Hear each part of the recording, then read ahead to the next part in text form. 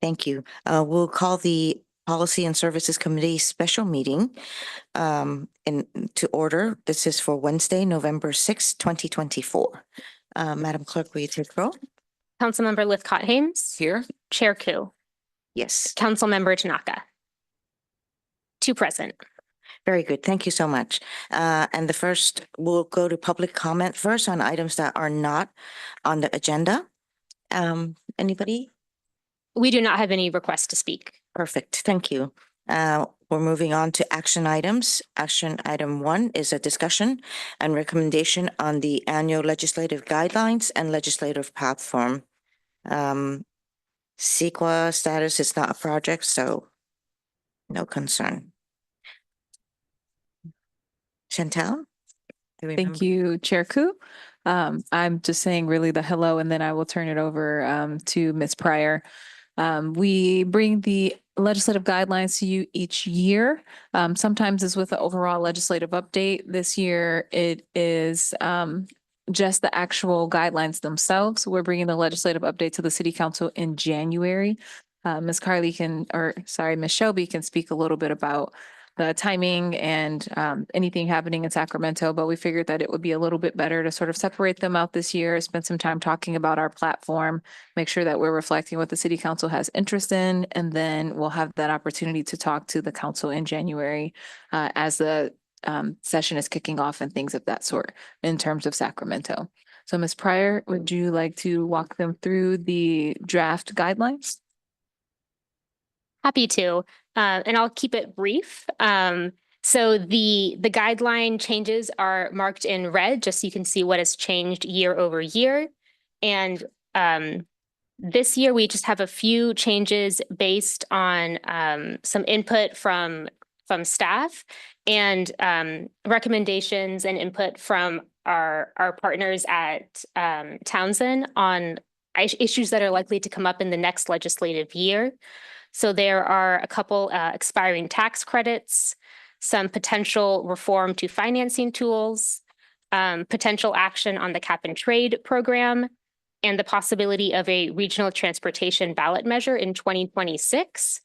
And so we have included language in our guidelines so that staff has the flexibility to act on those types of issues if they end up coming up in the legislature. And with that, I can turn it over to Carly Shelby, a senior associate at Townsend Public Affairs, to walk us through a high-level overview of what to expect in the coming year. Yeah, thank you so much, Christine, and good evening. Great to see you all on Zoom. So Christine gave a great overview as to some of the changes that we're recommending for this legislative platform update.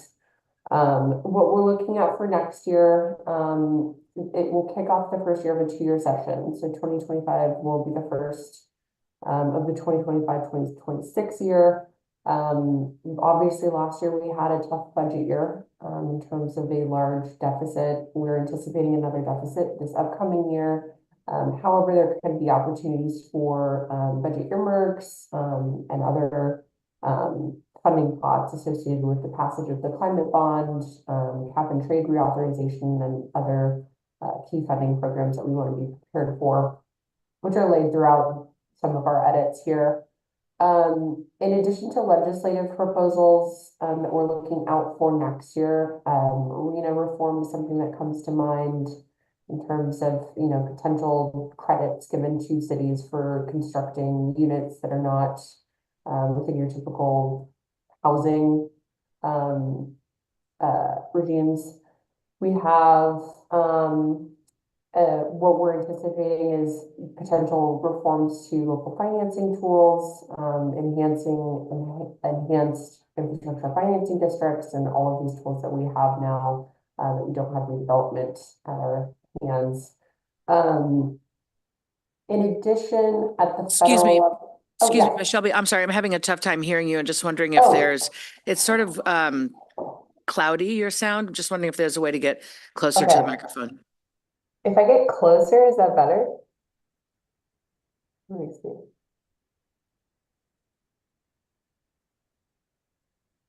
Is that better? Marginally, yeah. Okay. I'll like lean in and speak up. But yeah, I mean, so the purpose of the legislative platform is really just to give us some guidance throughout the legislative session as we peruse over the over 2,000 bills that are introduced every year, and match some of those policies with our policy statements and guidelines so that we can act and be nimble throughout the session. I believe that there will be opportunity for us to bring forward bills for your consideration, if maybe they do not directly align with the platform, as we see year and year again.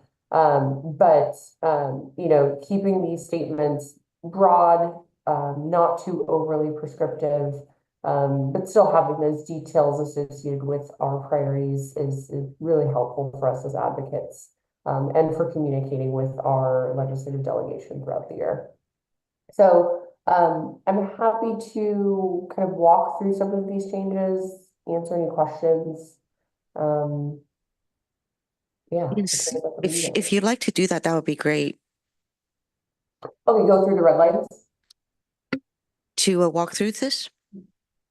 Yes, perfect. So what we added on transportation, we support the expansion and operations of public transit options.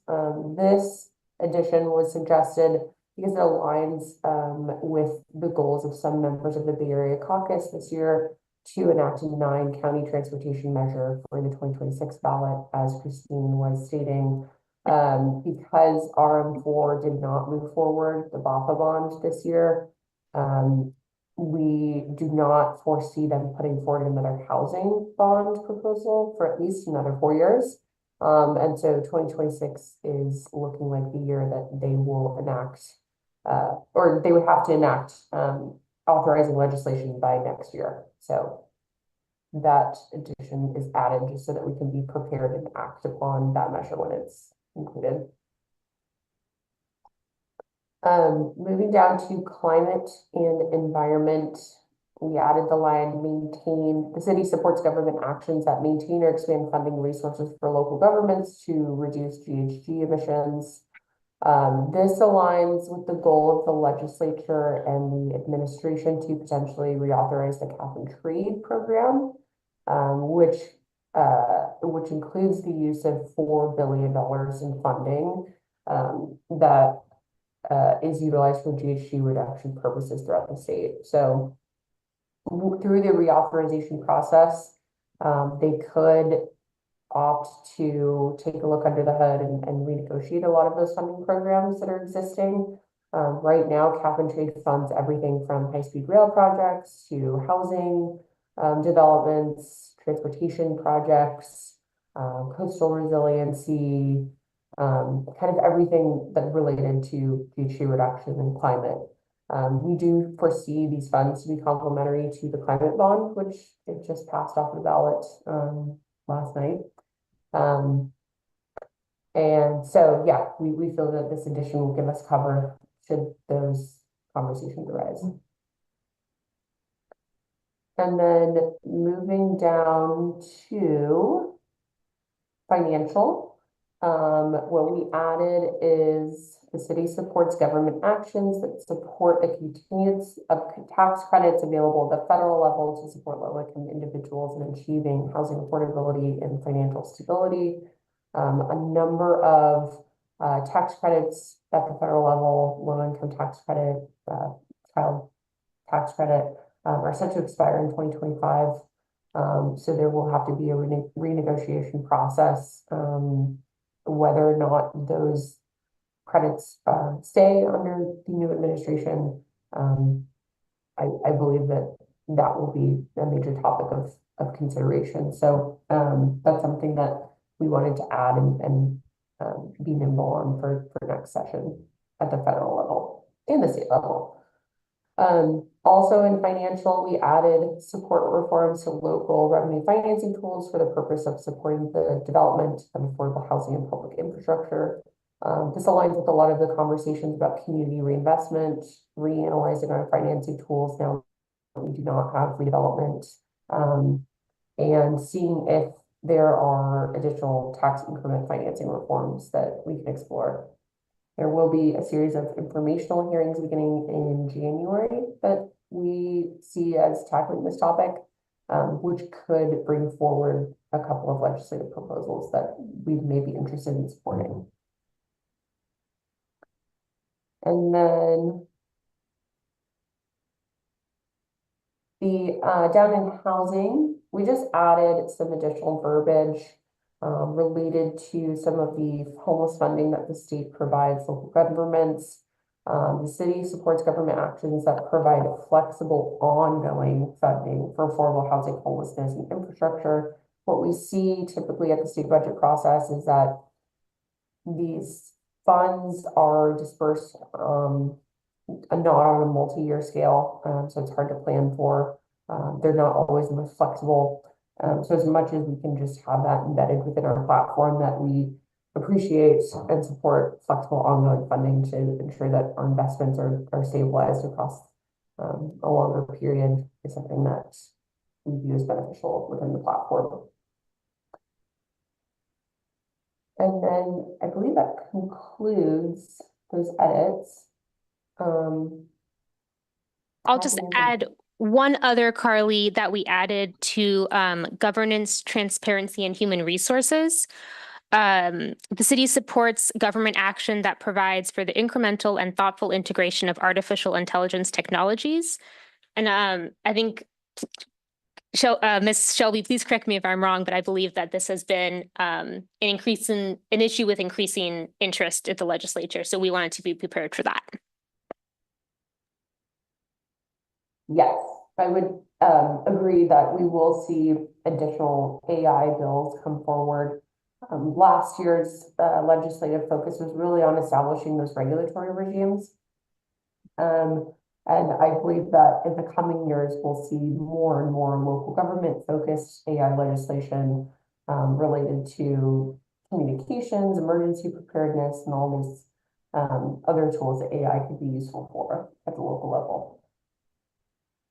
And you see this legislation on AI technologies more in the city for city policies or school policies? Do you think that's going to come forward in school policies as well? That's a good question. At the school level, you mean like plagiarism and the integration of AI tech and its potential hindrance to learning? I think we may see more of that. I'm not aware of any emerging legislative proposals on the school specifically, but I would imagine so. And then at the local level, I think that there are a lot of really creative uses for AI, but there's always the viewing things through the safety and equity lens, and how AI technologies can interface with public agencies. Thank you. Let's see if there's any public comments and then come back to committee. We do not have any requests for public comment. Very good. Thank you, Ms. Shelby. Any questions or comments from Ms. Shelby from the committee? Yes, ma'am. Thank you. Did you say we're going informal? I forget. We can use first names. Thank you, Lydia. And thank you, Carly, for the presentation. My question is under housing. I just not clear on the definition. Toward the end of bullet 2, it's we talk about promoting the development and enhancement of safe and affordable and accessible housing within the city for all economic segments of the population. Because it ends with for all economic segments, it suggests housing beyond affordable. So I'm wondering if accessible housing is somehow animating that concept. What do we mean by accessible housing? When I read accessible, I think ADA. But then when I see for all economic segments, I wondered if that was a phrase attached to the production of housing more broadly beyond affordable. Yeah, I believe that this statement was we may have workshopped this last year. Oh, I'm sorry, I can't hear you. I didn't turn on my mic, that's Okay. why. I believe this one was added last year. I'm trying to pull up the 2024 draft as well.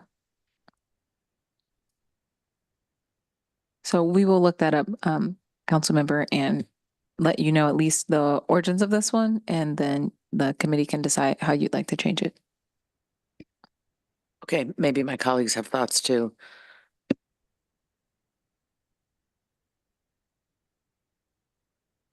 Right, thank you. My next question is under financial. I was confused by the third bullet from the bottom, the additional verbiage supports reforms to local revenue financing tools for the purpose of supporting the development of affordable housing and public infrastructure.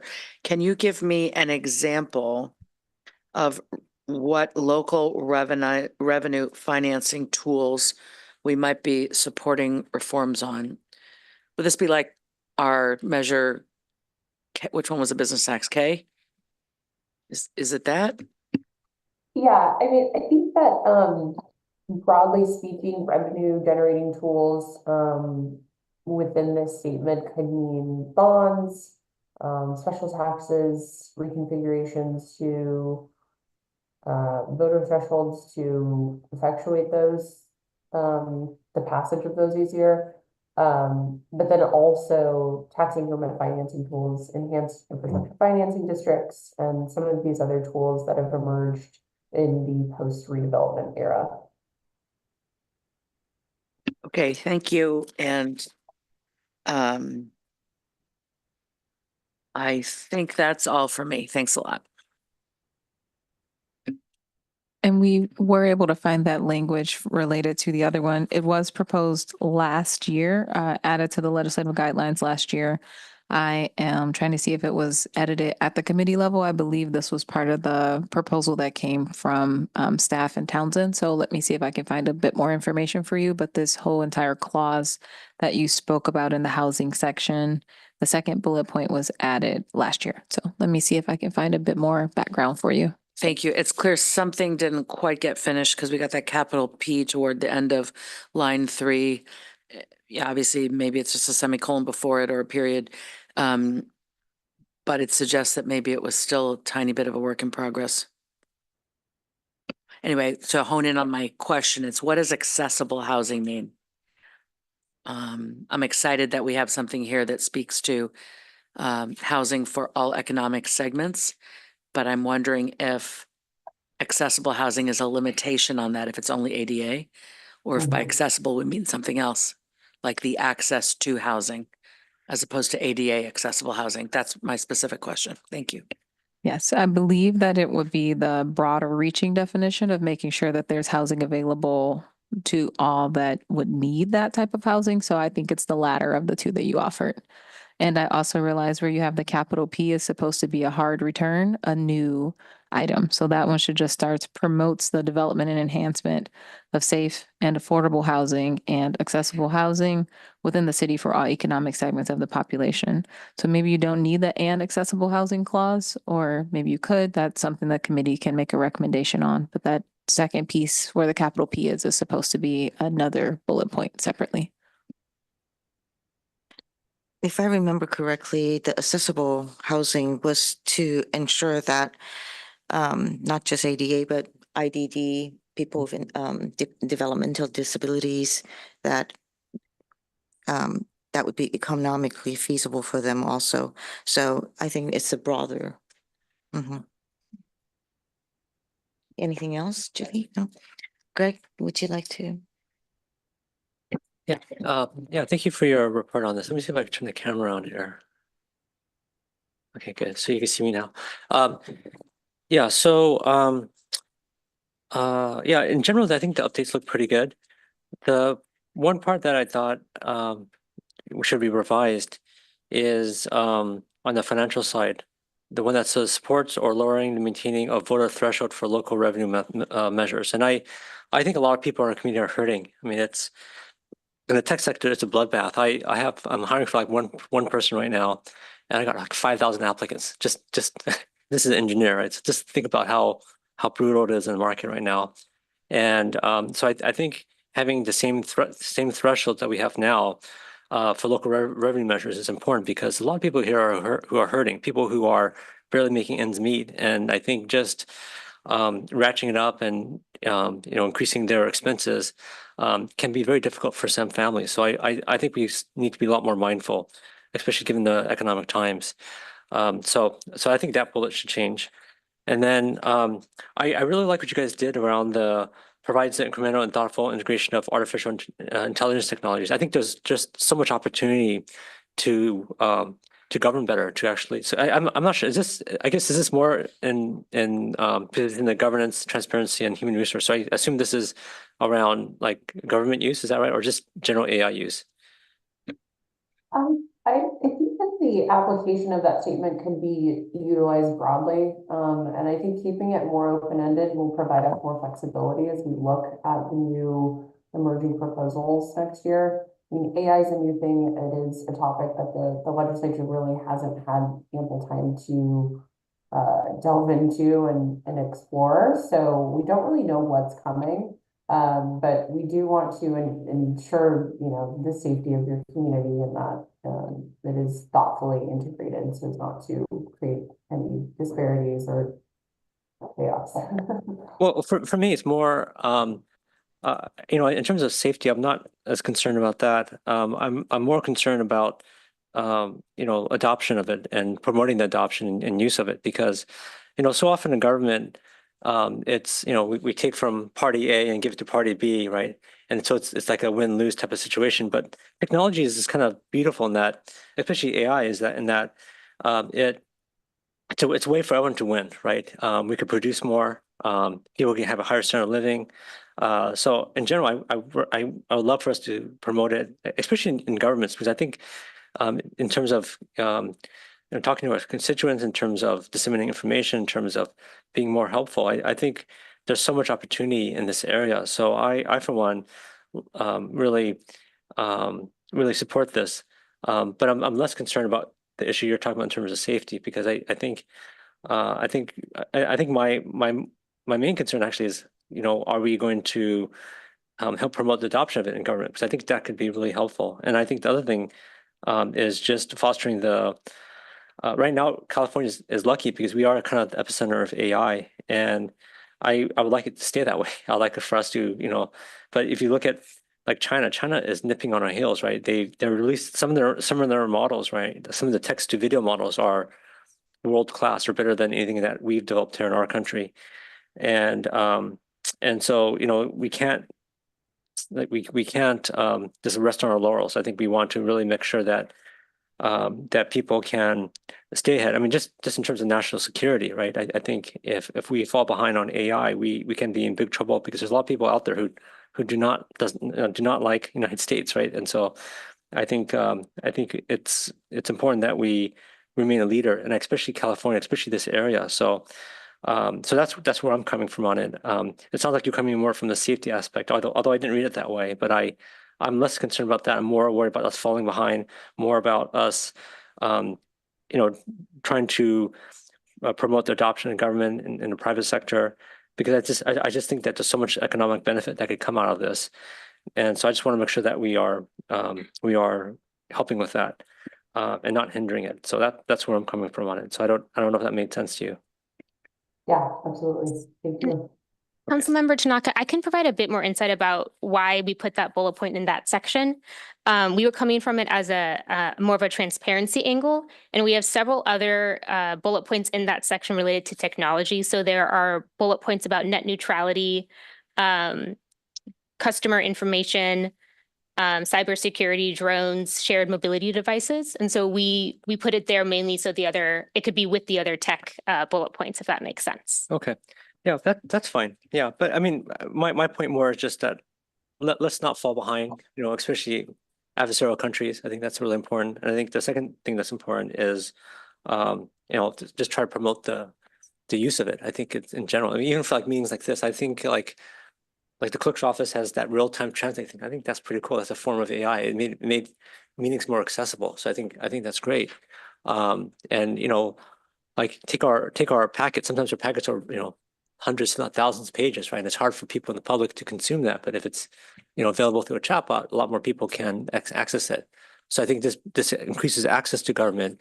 For myself, when I get a lot of emails, I put them through a large language model and helps me read them faster, right? So I think there's just so many ways of using this technology to govern better. So I just want to see that promotion of that, and I'm way less concerned about the safety issues because I think a lot of those are seriously overblown. I mean, I think too many people watch too much Terminator, right? And they think, oh, it's going to take over the world. And I think, I mean, if everyone that uses ChatGPT, if it could just sometimes answer your question correctly, you'd be happy. Forget it taking over the world. So I'm less concerned about that and much more concerned about just us promoting the adoption of this technology. So yeah, but that's where I'm coming from. And thank you for your work.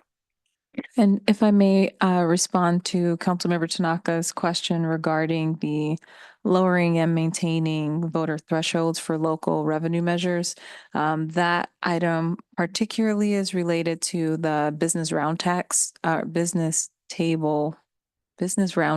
Oh my gosh, I couldn't get those together. Proposal that they had this year, which was actually recommending increasing the voter threshold. And so the city council had taken a position against that particular measure because it was making it more difficult to pass some of those. And so this particular line is just aligning with former action from the city council. So just wanted to give that background for the maintaining. And then the lowering had to do with the Okay, city I just- council wanting to support, it's just coupled together, wanting to support the other ballot initiative, which was making it a little bit easier for other ones to pass. So it's fine if you wanted to separate that out, but I did want to point out the city council has previously taken action related to that. Okay, well, as I expressed previously, I totally disagree with that. I think the business roundtable is right because I know so many families, even here in Palo Alto. I mean, I know people, you know, um, maybe externally it looks like everything's okay, but it's not, right? I mean, some people here are really struggling, and I know sometimes people are very cavalier, like, oh yeah, we live in Palo Alto, so what's extra $100 a year? But for some people, it's like a matter of being here or not being here, right? And so I think we just need to be super sensitive because not not everyone's sitting on the street homeless, like in dire conditions, but there's people here who look okay, but are struggling. So I just think we have to be sensitive to that. And so that's why I just don't think that we want to just willy-nilly raise fees on people without serious consideration. Chantal, Christine, so this is going to be going back to council in the beginning of the year, the new year, on action or? Yes, on action. And we're hoping to have some folks from Townsend come in person as well to give a more kind of in-depth talk about what's like the big deadlines and dates to keep in mind for the session and more of a preview of what's to come because we should have a bit of a better understanding in January than we do now. Right. And then some of these bullet points, they were actually targeting or made in reference to some proposition or something that was going to go on the ballot in November, right? I can take that one. Some of them are reflecting any council action that you have made related to legislation. So that could have related to some that were going to the ballot this November, or I think the roundtable one as an example, that one came out really early. So we knew that was something that council had interest in, but this tries to reflect what we have seen council prior direction on, as well as some of the changes recommended by Ms. Shelby as well as Ms. Pryor are reflections of things staff is seeing or that Townsend is seeing in Sacramento. Very good. Thank you. So with Greg mentioning this one here, perhaps it should be highlighted at the council meeting just to let the council at that time know what was thought behind it. And so you're saying that keep it at the 2/3 threshold. Yeah, I just feel that maybe in government everyone's okay, right? There's no real big layoffs, but I tell you in tech it is crazy brutal, right? I mean, so many people have lost their jobs and people are getting a pay cut right now. And so I mean, So, Yeah, yeah, I understand that, it's just that I think that if we're pushing forward a local revenue measure that will affect the taxpayers or people who live here or work here, then there should be an effort in making sure that they know what they're going to be voting on. And I do agree on the 2/3 level. So perhaps that's something that you highlight to council, some of our comments on this. And if they would like to reconsider, or we could vote here to take that one out, right? Or to amend it. It sounds like there is energy around the lower piece of it, which seems like is the key for this committee. I'm not hearing an interest in increasing the thresholds. And so the maintaining really is saying keep status quo, which is the 50+1 for some things, and it's the when it's a 2/3. specific designated, it's 2/3. And so maintaining is all things that we've all been familiar with the entire time, and that even would align with your previous council action of opposing the business roundtable, which was saying make it even higher for some things right now that are a lower threshold for general tax. So it sounds like maybe the piece of it is just the supports Lowering. the lowering, and then you can leave the maintaining piece of it there. okay, so just, I would support you in supports the lowering or eliminating that portion.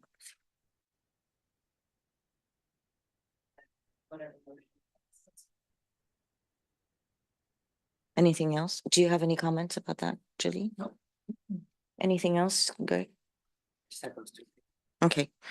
I don't have very much, but just a question on the financial part where it says support the continuance, the first redlined one that was added. Does the amount or the continuance of the tax credits depend on which administration? Huh? Okay, because I was kind of, of course, naturally concerned, right? That it doesn't get discontinued, but what do you see there, Carly? Yeah, so credits, so a lot of these tax credits are set to expire in 2025, which is just the natural sunset where they tend to reassess and renew most times these existing tax credits. So the addition of this within the platform language just reinforces our support for keeping those tax credits to help low-income families buy homes and stay in them, given how helpful they are. But you do feel, or federal lobbyists do feel optimistic that it will be continued at the same amount or not cut Yeah. lower? I don't know if I can really pontificate with any sophistication because we don't quite yet know what the Trump administration will plan to do with these specific credits. So this is kind of a wait and see. But as soon as we know more, we'll bring it to the council's attention. Okay, and then on the climate and environment, the new bullet maintains and expands funding. Are we expecting the funding part of it coming from Prop 4? Yeah, so excuse me. Yeah, so Prop 4 will pass and will provide $10 million, a lot of which the city may be eligible to apply for through various grant programs. This is speaking to both Prop 4 and other funding sources, which could be additional revenue bonds and or existing funding streams that are just being renegotiated, like the cap and trade program. Okay, well, thank you. If there's nothing else, I think I can take a motion to recommend to council.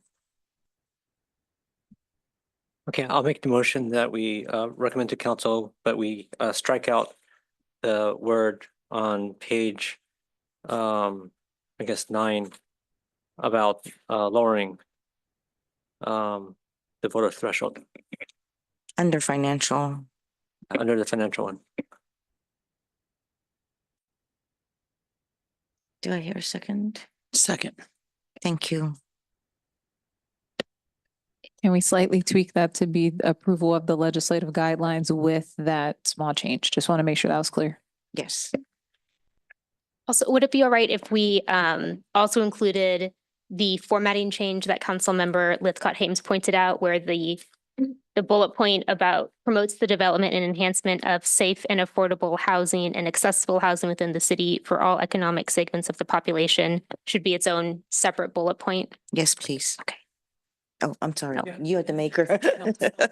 Okay, thank you.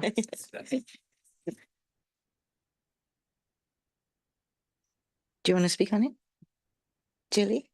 Okay, please call the votes. Councilmember Tanaka, Yes.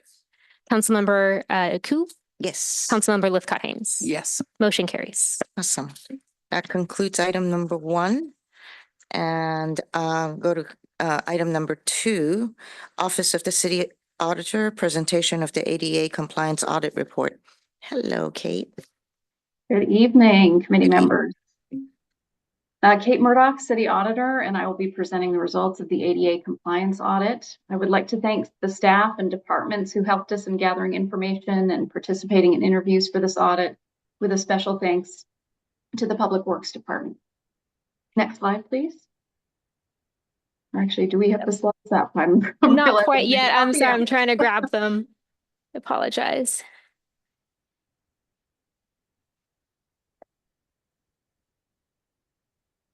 Kate, did you inherit this audit? Yes, this is from the FY24 audit plan, which was approved by council, I believe, in December of 2023. Okay, thank you. All right.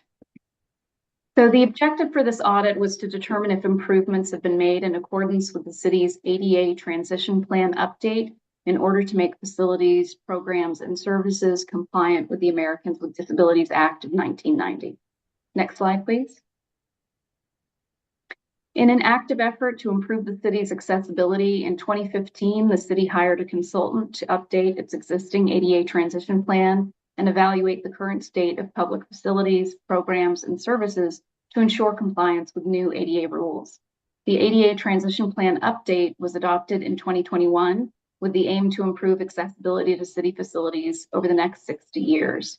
In addition, the city adopted a 30-year district-by-district sidewalk, curb, and gutter repair program and a self-evaluation report to address accessibility of programs and services.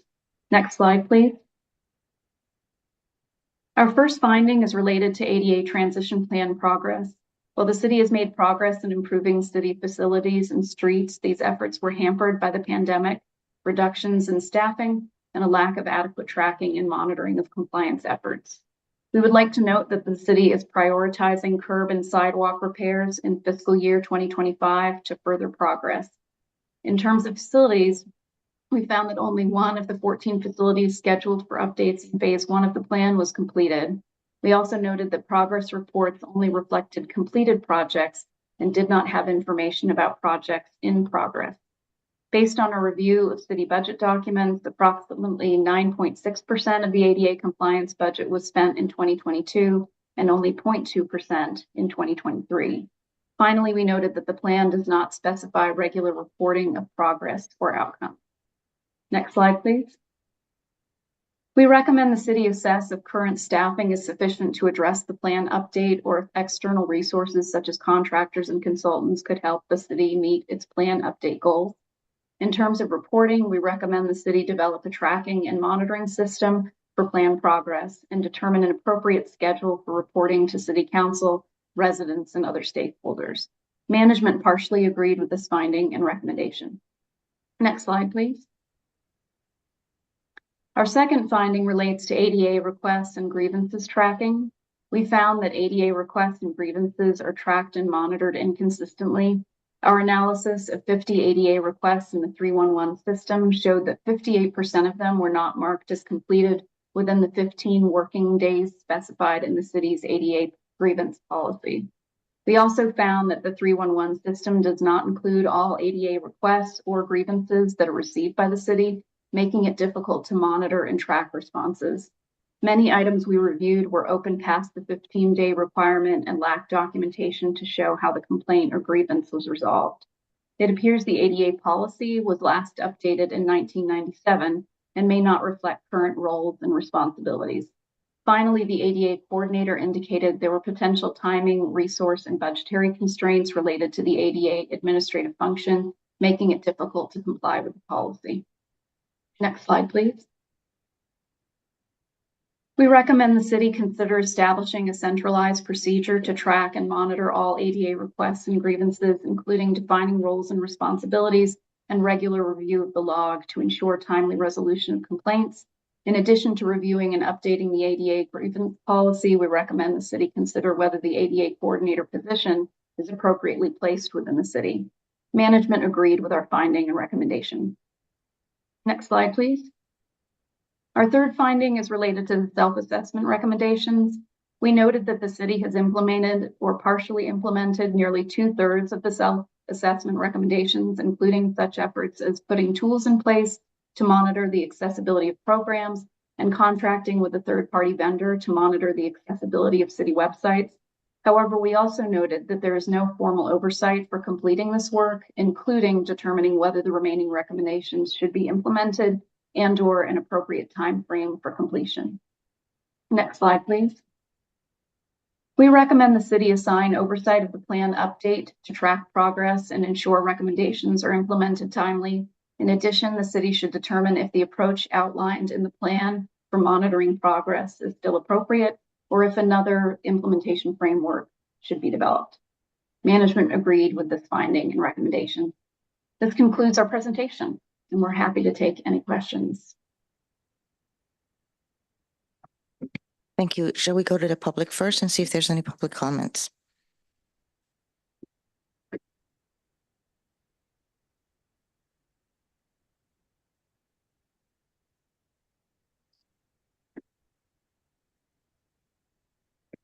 There are no requests to speak. Awesome. Thank you. We'll bring it back to committee. Questions, comments? Julie, Greg? Do you want to go first? Sure.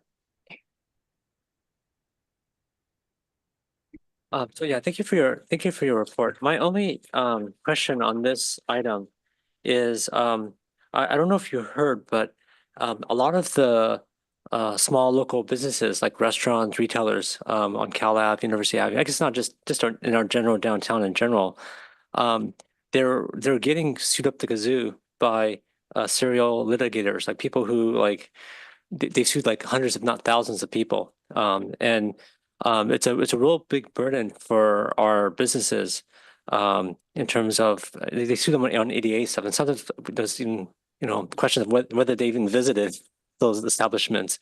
But it's a real problem, and a lot of our retailers and restaurants are very marginal. They're not like that healthy. They're basically hanging by the skin of their teeth there, and these people, they're like professional litigators. Like they go into these places and they I had a lot of office hours, a lot of these businesses around here, and it's just brutal, right? I mean, this is first of all, it's a tough economy already, and then on top of it, they're getting sued, right? So they have to support litigation against and what I consider to be very frivolous lawsuits. So, I guess one question I have is, how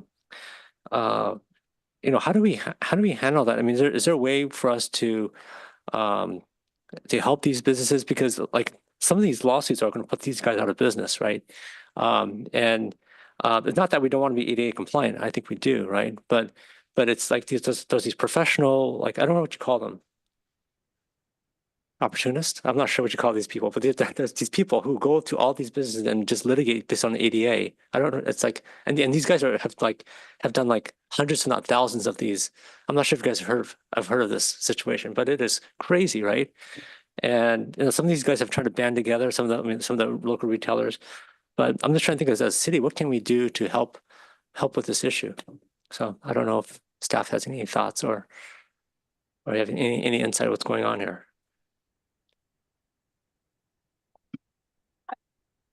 So Greg, I don't know if this has anything to do with this audit though. Well, I mean, I realize it's a little bit of a stretcher, but I'm just thinking that,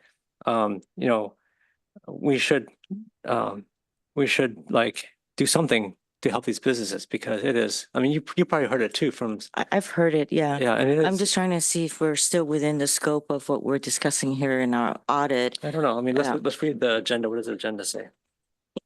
Agenda says, Can I ask, may I Maybe. ask Ms. Murdoch, within the legal, I'm trying to get my arms around the legal framework for all of this. So apparently the city and all cities have to do some kind of ADA transition plan update and we did the plan, but now we're sort of looking at the degree to which we've complied with what we said we were going to do.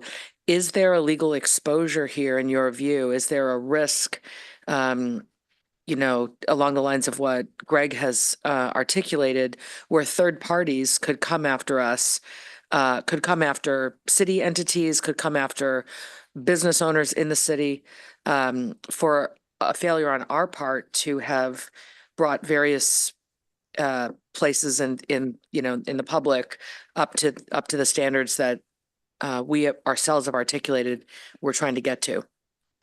Kate, maybe that's initially for me to jump in on. Question about city legal risk. So the obligation to do the transition plan arises from Title II of the Americans with Disabilities Act. And that requirement is specifically directed at state and local government, including cities. And so that is about accessibility of programs and facilities, and including the built environment, and also policies, procedures, programmatic elements that allow all members of the public, regardless of disability, to access public facilities and services.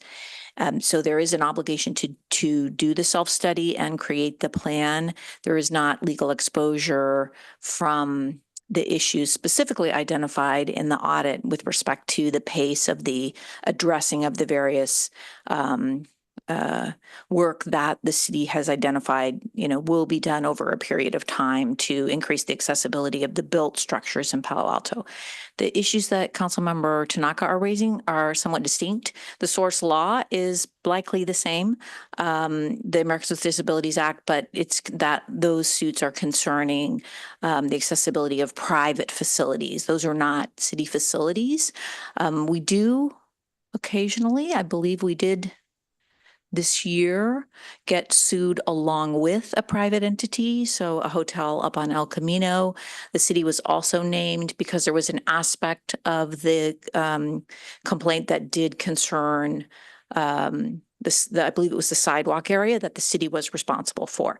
So we resolved that, our portion of that. So I think what Councilmember Tanaka is really talking about is some aspect of aid to private business. So that really is distinct from the Title II obligation. That's the subject of the audit.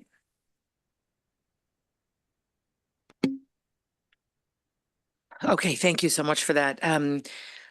I have a series of questions here, largely related to the impression I got in reading the report that we've set out to do something with an incredibly long time frame within which to accomplish it. I thought it was a typo when it first said we plan to do this over 60 years. I was like, that can't be right. And because it just doesn't feel like a plan. The laws related to, how to create a built environment that's accessible for disabled people are likely going to be very different in 60 years. Who knows? So I was surprised by the duration by the length of time within which we plan to implement. And then further surprised to read that we've spent such an insignificant part of the funds we've actually allocated as a city toward making these improvements. So it left me wondering, long time frame, lots of money unspent. Where's the holdup?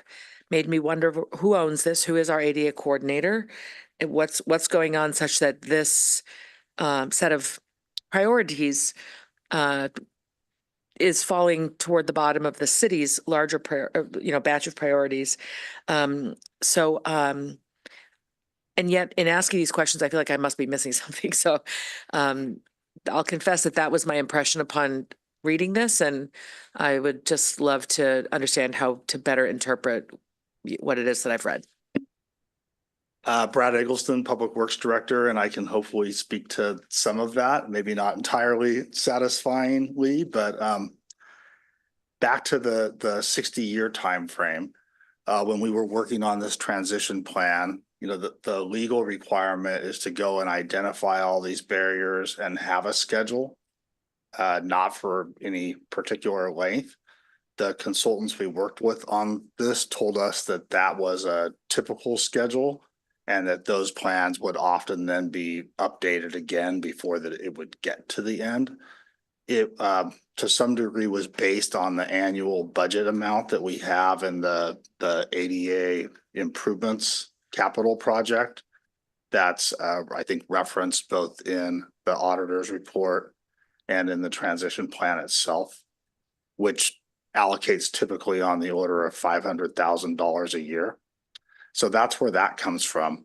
I would say that in all the discussions we had while we developed this and when it was reviewed by Policy and Services Committee and approved by the council, it was always characterized as not something that was a very prescribed master plan, where we would actually be saying, okay, these are objectives and we're really trying to plan all the work around those schedules. It's a little more in the realm of trying to identify all the work we know is needed at various facilities, so that generally the way it's implemented is when we're going to one of those facilities and doing some project, that's our reference to go say, what are the ADA improvements we need to make? And then we do that. Now, we have some of our team who are actually very excited about implementing this, and we're also planning to do some of it as standalone projects. So another thing I would note is this was only adopted in mid 2021. And then it's not clear to me why it became a priority for an audit like only a couple years into what's a really long plan when this began. But even still within that first 5-year time frame, there are multiple other significant projects that are funded and are making ADA improvements that are not funded by that single project that's talked about in the report. So there's the children's theater seating at Lucy Stern, the community theater seating, the complete rebuild of Bulware Park. I think there's a couple others. And a lot of what's in that 5-year plan is improvements to parking lots, that a lot of those are fairly simple things like signage and striping.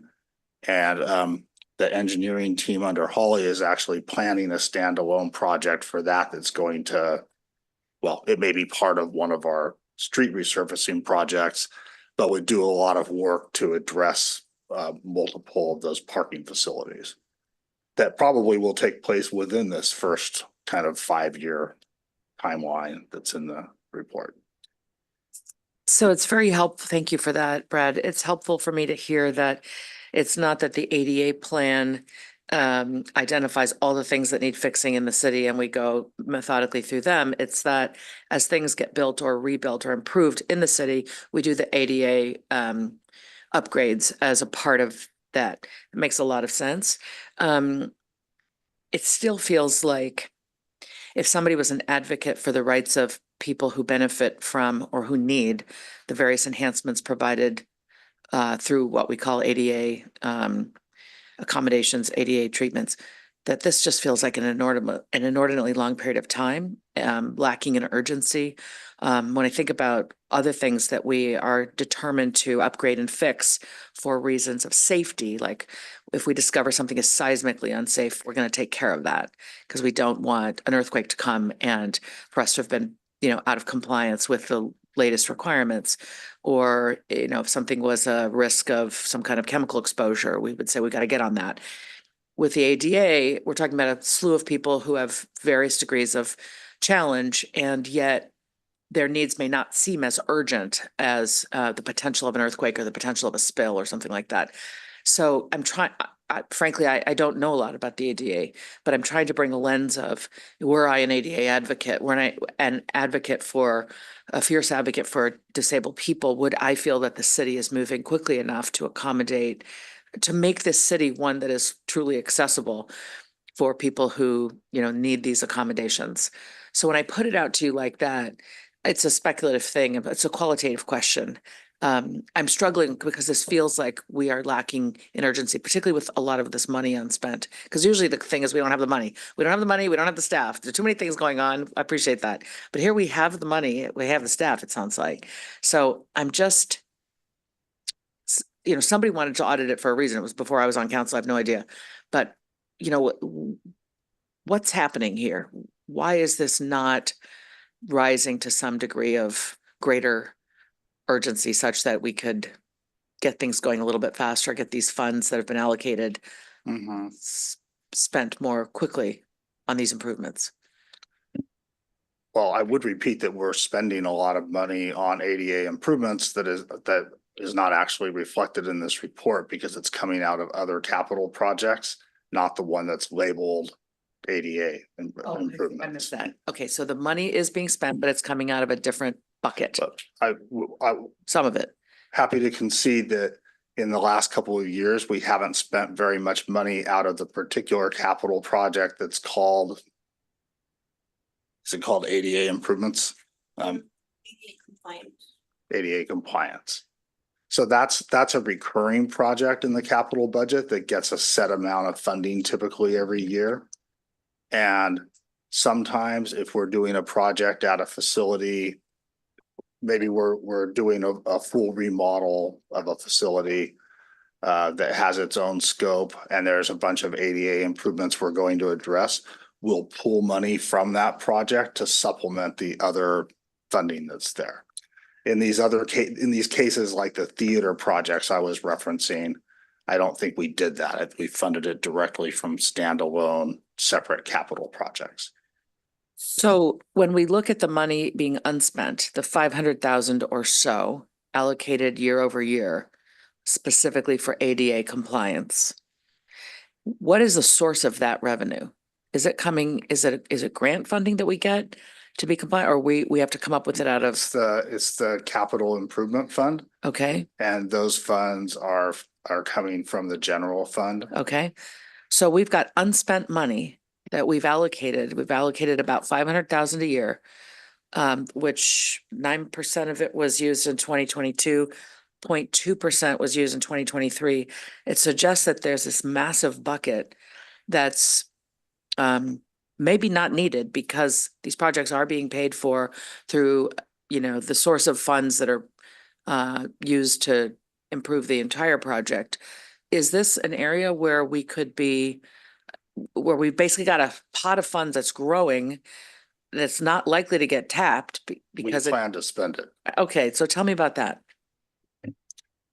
Well, there are other projects coming up. I don't know, Polly, if you have examples, but I just mentioned that we're planning to do a project to go and make improvements to the mini parking lots that are identified here and to use that funding. So I you don't have have a cost estimate for that yet, so I don't know that we're gonna say that's going to use all the funding.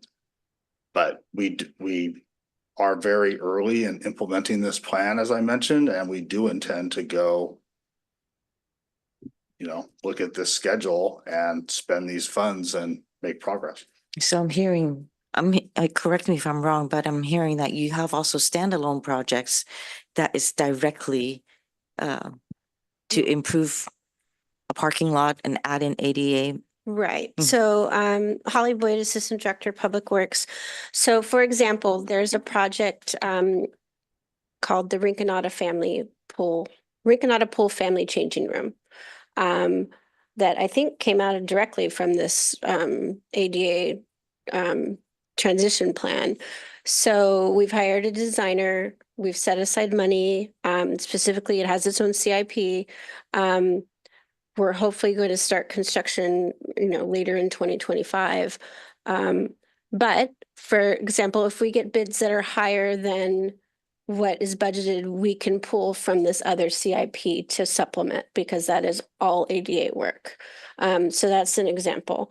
Additionally, during the pandemic, we didn't spend actually gave back because of our financial situation, money in our sidewalk and street resurfacing CIPs, mostly our sidewalk CIPs. And we paused our sidewalk CIP for 3 years, 2 years because we didn't have the funding, 1 year because we didn't have staff. So I don't know if you guys have driven out Hamilton or around downtown, but that contract was awarded by you guys in June, and it includes upgrading almost 100 curb ramps. So there's curb ramps going on all around town and districts 1 and 2. So that program has started again, and it's an annual program. So now we're fully funded and fully staffed in our streets group. That program is going to happen every year. That contract's going to happen every year. So those are just examples of other contracts and CIPs that take care of ADA work. Thank you. And did we start with districts 1 and 2 because they had the greatest number of problems? Yes. We did a survey back in 2017, just with a consultant to evaluate about 60% of the sidewalk districts in of the square footage of sidewalk in all the 30 districts. I'm sorry, 23 districts. Districts 1 and 2 are the worst. And they're most likely the worst because it's been 30 years since we've been there for our 30-year district cycle. My last question, thank you for all this, is it sounds like the complaints that are coming in to the hotline or 311 or what have you are, there's this pretty high, I can't find it, a high percentage of them, 53% or something, I think I read, said they weren't responded to within the timetable we've set for ourselves as a standard for response. It suggests that we are not being as responsive as we might be to people who have concerns in this area. What do you make of it? What do you make of that? Why should I not read it that way? And online, we have our chief building official, George Hoyt, and planning and development services director, John Late. So I think one of them will take that. If I could hit one other point before I forget that I didn't, when we talked about this budgeting, I also wanted to point out that prior to the work on this plan, we were only budgeting about $150,000 annually in that project. And so there actually was a commitment from the city to say, okay, as we're identifying all these barriers and coming up with this plan and schedule, that, you know, more than triple the ongoing annual funding to devote to that. Great. So thank you, Councilmember LaFell-Hames, for the question. And so I do want to just note that, and again, Jonathan Late, Director for Planning and Development Services. Brad was making a comment earlier about the audit and the timing. I would say one of the good things that came out of the audit in its sort of short succession of it being this program being launched is that it did highlight this issue for us about the tracking and recording and our procedures not keeping up with the way that we sort of maintain and process data collection today. So it did reveal that there was about 60% or so that were not being recorded as being closed out. I don't know if they weren't acted upon or completed in some way, but the recordation of that may not have been done in accordance with a way to document the closure. I will note that of those complaints that were shown as being unresponded to, we today only have 4 outstanding complaints that are going beyond the 15-day period. So we've been able to close those out and sort of understand where those are and address those. But we do have 4 that we're still working on that's outside of that 15-day window. Okay, that's helpful. Thank you. Who's responsible for the 311 system within the city?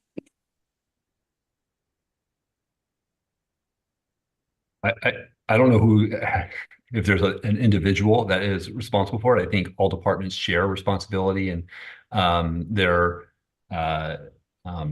review of the complaints that they come in. Ms. Cotton Gaines, do you have a more thorough response to that? Well, can I'm I going to jump say there's in? a lot of smiling and giggling happening. I'm not sure why. It feels like it's a hot potato.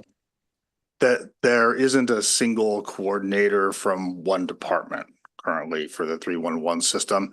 It's set up so that people select the type of issue they're putting in a complaint or notification about, and that automatically directs it to the person in the correct department. That doesn't always work, and probably why there's some smiling is that people frequently get complaints that come in that should go to another department and are rerouting them to other people. As someone who's tried to use it, pull over, I'm in my car, something's up, I pull over to the side, I pull up 311, I try to go through it and figure out what do I press in order for my concern to get to the right place. If my concern isn't represented on the app, it sounds like there isn't a central person I can take that to. I don't believe there's a designated central person. The city manager's office is.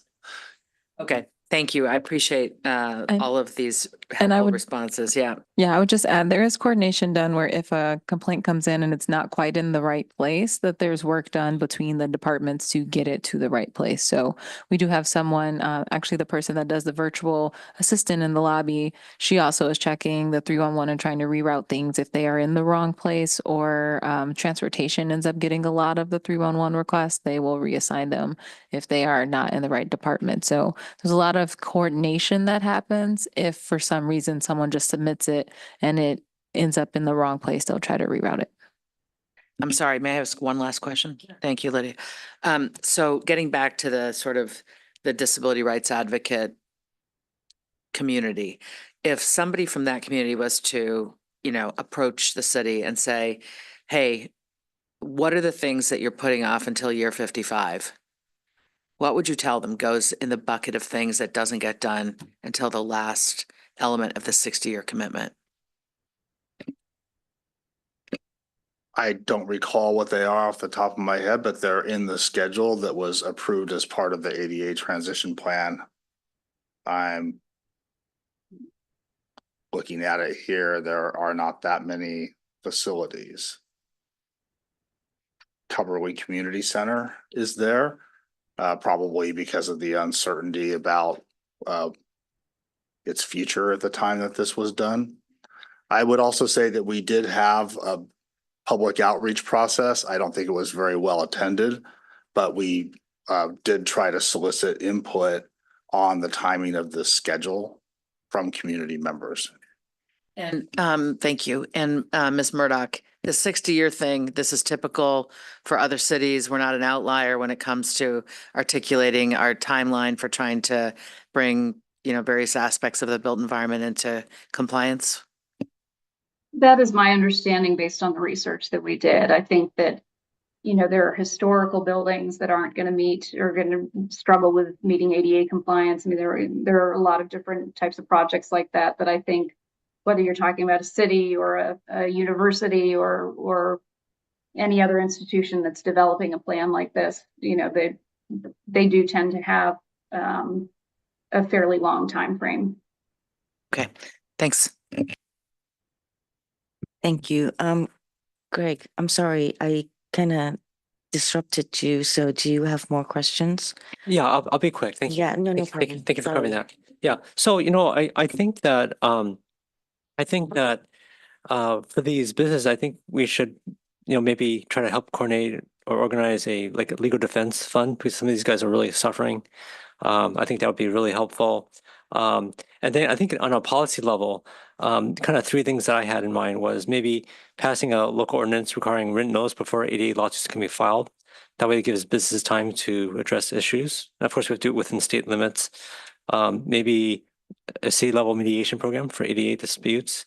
Actually, I should have talked about this on the last item, but maybe advocate for a state level reform to the California's Rule Act, which I think is the thing that does this, to reduce incentives for frivolous lawsuits. Because these people, and for those of you that haven't talked to some of the business owners, but the people litigating this stuff, they've filed literally hundreds, if not thousands, of lawsuits. Same, just one person, right, against businesses all throughout California, and it's just crazy. It's an incredible burden for our small business owners.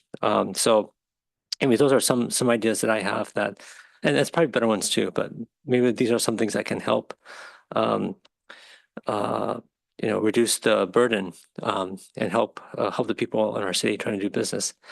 And then one other thing about ADA is I emailed into Ed Chicada about on Portage, there's a missing utility hole cover about this big. And I go by it every single night, and I'm so worried that one night my skateboard wheel or my bicycle wheel is gonna fall in there. I'm gonna trip and fall, get hurt. And so I think this is like an ADA issue, and it's been there for weeks now, right? And no response from our city manager. So I think just to reduce potential litigation, maybe someone could get on that. And I sent a photo of it too. I could show you guys the photo if you're interested, but it's just, I don't think it's a good policy to leave open utility hole cover for so long, because somebody's gonna get hurt. This is probably an urgent ADA issue, I hope. That's it. Thank you. Um, it says here in the audit that there is 14 facilities, but you guys actually have more. What is identified here is just 14 of the facilities. And I was just kind of wondering, are the facilities kind of listed somewhere on the Public Works website? So people know that those are being worked on? The 14 facilities that are referred to there are the ones that are listed as having work done in the first 5 years of the plan. I see. So as I'm looking at the plan, there are a total of actually 92 Oh, wow. facilities Okay. that are in the plan. And yeah, And I guess people are going to have to pull up the plan in order to discover which facilities they are. Is there some place easier where they can just see ADA facilities being worked on or constructed or going to be done? often when there's work planned, well, I just gave the examples of work that Yeah. was done that was outside that ADA capital project. But in those recurring capital projects, we typically try to plan out year by year what facilities or type of work is being done with the funding. So I would say that's not a very easy place for people to find, because it's deep within the budget document. Oh, But so that would probably be so the that would be only place within for the them. budget document and not in the project area, CIP It would be in the project page. project page. I see. And I'm Okay. not sure if there's anything in that right now, but that would be the place where we typically plan out or list out work, like smaller pieces of work that are happening with that kind of funding. I see. So is the sidewalk over by the corner near the library one of the projects that's been worked on in order to repair the sidewalk and put in the ADA feature in there? It's like right across from the police. Is it currently ripped up? Yeah. Yeah, that's it. Okay. Because they just did one on the corner of Hamilton and Ramona as well. Right, I was seeing. So they try and skip every other intersection just to to Okay. remain clear for pedestrians, but yeah. As I'm driving by, I'm thinking, so I wonder what this is. Like, for example, Charleston and El Camino. So that project over there, it won't be coming out directly from the ADA compliance CIP. It would actually be coming from that project's. Right, and that was a major, those 3 phases of Charleston Rostadero was funded separately and upgraded numerous ramps in the process. So. It looks new and it looks good. Although I will have to say that, the yellow with all the dots on it, I do get people who ask me if I'm in a wheelchair, how am I supposed to go through all the dots, So I was wondering, is that the only design that has come out through by the ADA, I think, conforming or guidelines on how those kind of ramps are supposed to be? Yeah, the trunk, they call them truncated domes. And we have different colors all over the city. We have yellow and gray mostly. but those are required, not really for people in wheelchairs, but for people that are visually impaired. Oh, And so they can see the contrast of I the see. and if they're using like a walking stick or cane, that they can feel. Feel it. Yeah. Okay. Yeah, because what I'm hearing is what is good for perhaps one type of ADA issue is difficult for another, especially when they're doing walkers and when they're doing wheelchairs. So yeah, very interesting. Um, so I see that, the 311 samples that were not marked as complete, do we know that they were confirmed that it was completed and addressed? It's just that it wasn't marked. So we know that they did address it. Staff does know that they address it. It's just that they didn't mark it complete. Is that correct assumption? Thank you, Chair. George Hoyt, Chief Building Official, Hi, George. also named ADA Coordinator for the City of Palo Alto. We've reviewed those 51 complaints, and some of them staff had it been previously addressed, but 311 was not updated accordingly. We've since updated accordingly, and the ones that had not generated a response back to the original inquiry, we have responded to those, and they have now been addressed. Awesome. Thank you. I just wanted to make sure that while they were not marked as complete, and they were completed and addressed, that we check it out. But thank you so much, George. You're welcome. I think otherwise, Julie has asked a lot of great questions, as did Greg. So, and I guess Ms. Murdoch said that the city agreed. So you'd be working to correct and do the recommendations. Okay, That's great. correct. And with the Mhm. and with the obligatory statement, it will be in context of all the other priorities and actions that staff is doing. So just wanted to make sure I share that they're doing really great work and making sure they advance all the things coming from council. Yes, that they are. Please. I move that we approve the results of the ADA compliance audit report. We recommend. Recommending that council approve it? Policy Services recommends to the city council. Oh, the one that I'm looking at doesn't say that. Oh, okay, I'm Okay, sorry. sorry. I can't say I'm new much longer.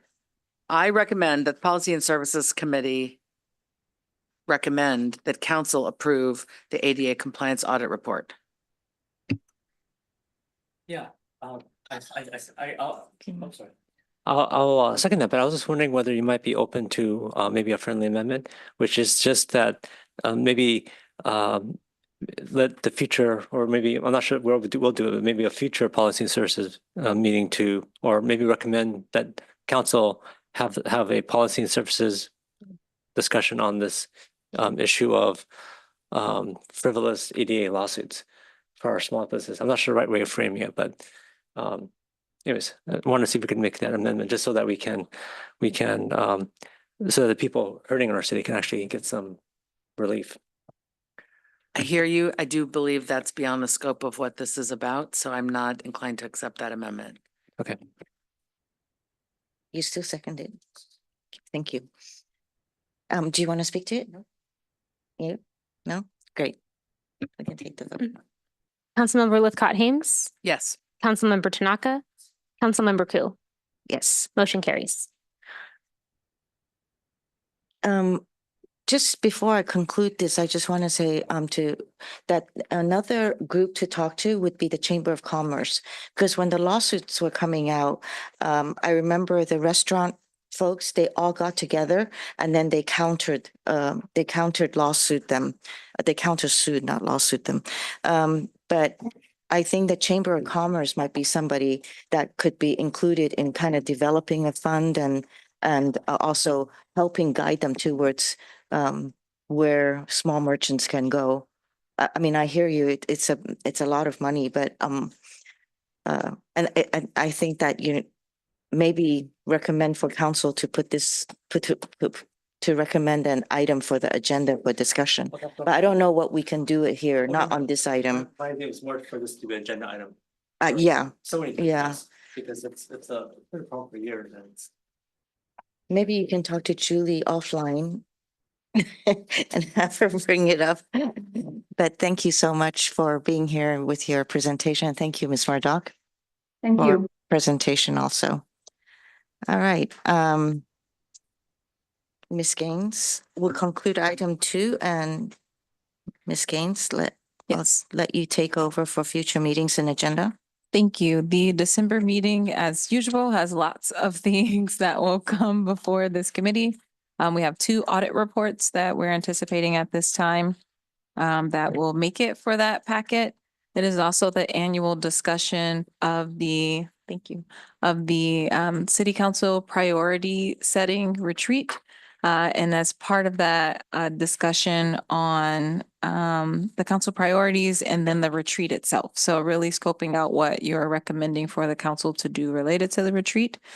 And typically you have a completely separate item related to procedures and protocols annual discussion. We're actually going to just include a little bit in that priority retreat setting item on that. And the other one is just updating the committee on your referrals. And then there was one referral that came to the city council or to policy and services about other ways to recommend items to be on a city council agenda. So we'll have a brief item on that for you in December where you can have a little more discussion. We don't have a lot of background on that, but we wanted to bring that to the committee since council sent it to you. So there probably are about 4 to Items. 5 items. And as the reports come together, I can work with the chair and see if I can kind of scope out the timing and maybe recommend an earlier start time or something like that. Okay. Chair, may I ask a quick question? Yes, Ms. Scott absolutely. Gaines? CEDAW? That is part of our race and equity, equity action plan. Staff has recently had a meeting on that one, and we'll include an update on where we are when we bring the race and equity quarterly updates. So that will probably come to the committee in February with that update, and we should have some traction on that work between now and then. Thank you. No problem. All right, if there's nothing else,